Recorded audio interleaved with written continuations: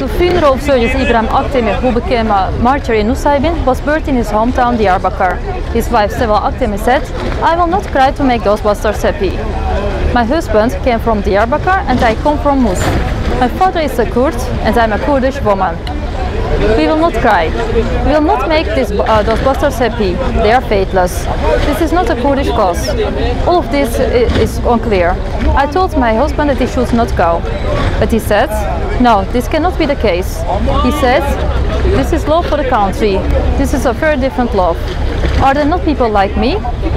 If this is in our destiny, we will experience it. We cannot change our destiny." Kurds and Turks have lived in peace for years, while feeble foreign forces try to use the PKK to bring feelings of hatred between these two nations to ensure the division of Turkey.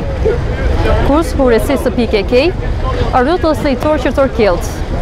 The PKK is not, like the media shows, a party who defends the rights of the Kurds. We see this very clearly in the words of our brave Kurdish sister Seval Akdemir.